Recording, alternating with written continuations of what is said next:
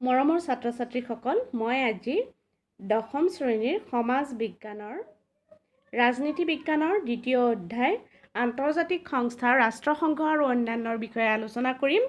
গতিকে তোমালোকে ভিডিঅ'টো সম্পূৰ্ণকৈ চাবা আৰু এতিয়ালৈকে যদি চেনেলটো ছাবস্ক্ৰাইব কৰা নাই ছাবস্ক্ৰাইব কৰি ল'বা। ভিডিঅ'টো ভাল পালে লাইক শ্বেয়াৰ কৰিবা।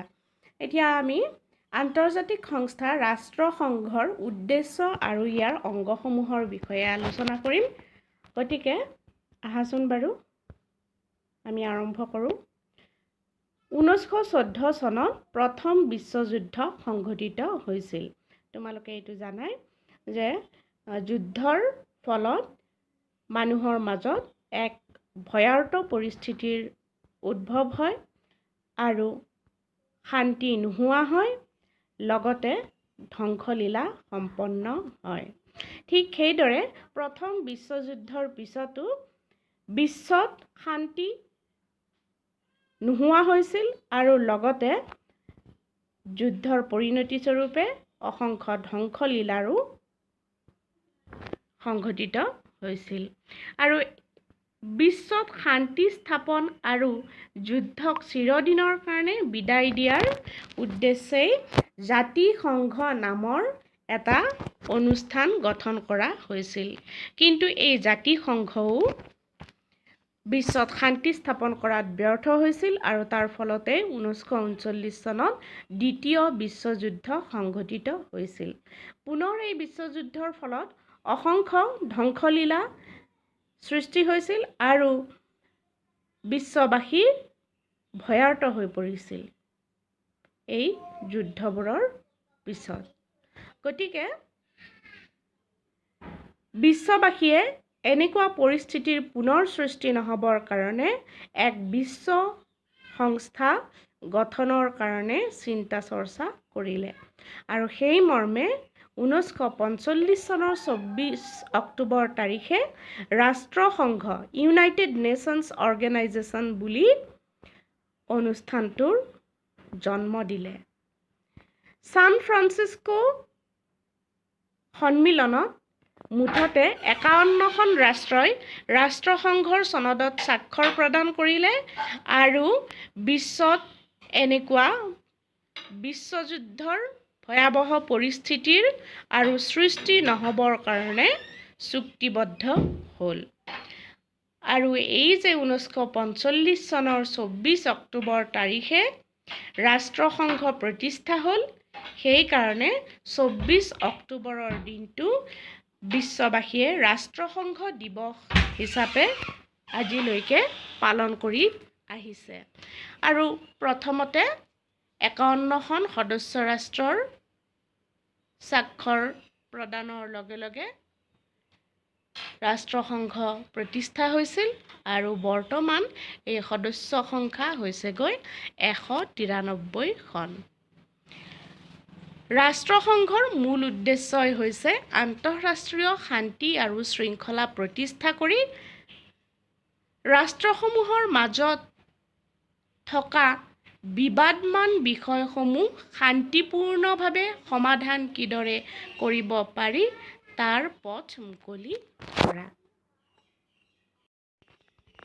আৰু বৰ্তমানলৈকেও ৰাষ্ট্ৰসংঘই বিশ্বত শান্তি স্থাপনৰ কাৰণে আৰু বিবাদমান বিষয়সমূহৰ শান্তিপূৰ্ণ সমাধানৰ কাৰণে অহৰহ প্ৰচেষ্টা চলাই আহিছে আৰু বিশ্ববাসীয়েও এই সংস্থাটোৰ প্ৰতি সেইকাৰণে আস্থা প্ৰকাশ কৰি আহিছে।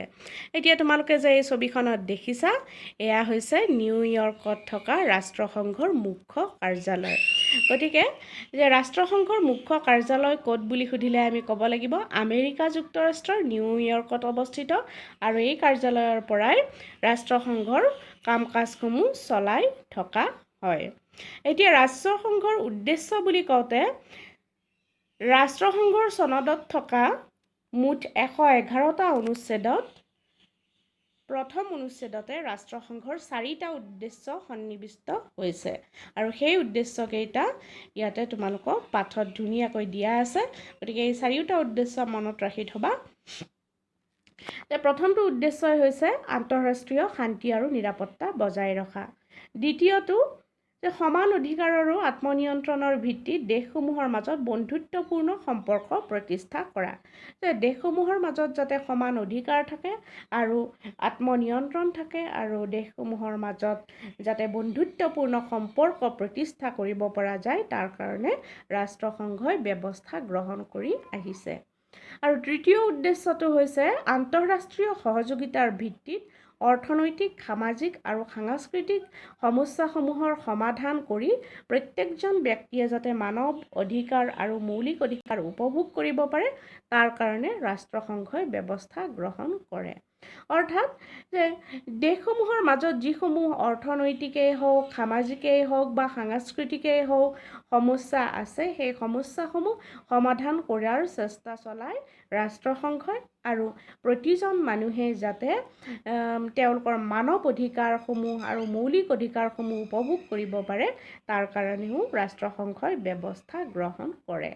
আৰু চতুৰ্থটো উদ্দেশ্য হৈছে এই উদ্দেশ্যসমূহ সাধন কৰোঁতে দেশসমূহৰ মাজত সম্পৰ্ক স্থাপন কৰাৰ কেন্দ্ৰ হিচাপে ৰাষ্ট্ৰসংঘই কাম কৰে।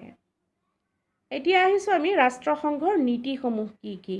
ৰাষ্ট্ৰসংঘৰ প্ৰধান নীতিসমূহ এনেধৰণৰ যে সকলো সদস্য ৰাষ্ট্ৰৰ সমান সাৰ্বভৌম নীতিৰ ভিত্তিত ৰাষ্ট্ৰসংঘ প্ৰতিষ্ঠা হ'ব।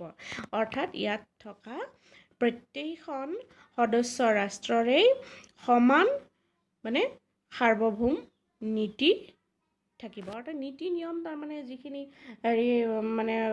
কোনো সিদ্ধান্ত গ্ৰহণৰ ক্ষেত্ৰত প্ৰতিখন ৰাষ্ট্ৰই কি কৰিব সমানভাৱে অংশগ্ৰহণ কৰিব পাৰিব। দ্বিতীয়টো হৈছে ৰাষ্ট্ৰসংঘৰ চনদত উল্লেখ কৰা নিয়মাৱলী মানি লৈ সকলো সদস্য ৰাষ্ট্ৰই নিজা দায়িত্ব পালন কৰিব। নিজা দায়িত্বসমূহ প্ৰতিখন সদস্য ৰাষ্ট্ৰই পালন কৰিব। যিসমূহ নিয়ম নীতি ৰাষ্ট্ৰসংঘৰ চনদত আছে সেইসমূহ নিয়ম নীতি মানি লৈ। আৰু তৃতীয় নীতিটো হৈছে আন্তঃৰাষ্ট্ৰীয় শান্তি, নিৰাপত্তা আৰু ন্যায়ত কোনো যাতে আঘাত নহয় তাৰ প্ৰতি লক্ষ্য ৰাখি সকলো ৰাষ্ট্ৰই বিবাদসমূহ শান্তিপূৰ্ণভাৱে মীমাংসা কৰিব লাগিব। কোনো যুদ্ধ বিগ্ৰহৰ আশ্ৰয় ল'ব নোৱাৰে। তেওঁলোকে শান্তিপূৰ্ণভাৱে আলাপ আলোচনাৰ মাজেদি কি কৰিব পাৰিব যে বিশ্বত শান্তি আৰু নিৰাপত্তা ৰক্ষাত ভাগ ল'ব পাৰিব। চতুৰ্থটো নীতি হৈছে আন্তৰ্জাতিক সম্পৰ্ক ৰক্ষা কৰাৰ স্বাৰ্থত কোনো সদস্য ৰাষ্ট্ৰই শক্তি প্ৰয়োগ কৰিব নোৱাৰিব। শক্তি প্ৰয়োগ বিভিন্ন ৰাষ্ট্ৰৰ যিসমূহ শক্তি আছে, শক্তি ধৰা তেওঁলোকৰ যিটো প্ৰতিৰক্ষা বাহিনীৰ শক্তি আছে বা নিউক্লিয় শক্তি থাকে, এই বিভিন্ন শক্তিসমূহৰ প্ৰয়োগ কৰিব কিন্তু নোৱাৰিব আন্তৰ্জাতিক সম্পৰ্ক ৰক্ষা কৰাৰ ক্ষেত্ৰত। অৰ্থাৎ কোনো যুদ্ধ বিগ্ৰহৰ আচলতে আশ্ৰয় ল'ব তেওঁলোকে নোৱাৰিব। শান্তিপূৰ্ণভাৱে সকলোবোৰ বিবাদ যাতে মীমাংসা কৰিব পাৰে তাৰ কাৰণেই ৰাষ্ট্ৰসংঘই কি কৰিছে ব্যৱস্থা গ্ৰহণ কৰিছে। গতিকে তোমালোকে আজিৰ এই আলোচনাটোত ৰাষ্ট্ৰসংঘৰ উদ্দেশ্য আৰু নীতিসমূহৰ বিষয়ে গম পালা। পুনৰ মই নেক্সট ভিডিঅ'ত তোমালোকক ইয়াৰ অংগসমূহৰ বিষয়ে এটা আভাস দিম আৰু পাঠ্যপুথিত ধুনীয়াকৈ আছে। তোমালোকে ভালদৰে এইবোৰ আয়ত্ত কৰি ল'বা। ভিডিঅ'টো চোৱাৰ বাবে ধন্যবাদ। আজিলৈ ইয়াতে এৰিছোঁ।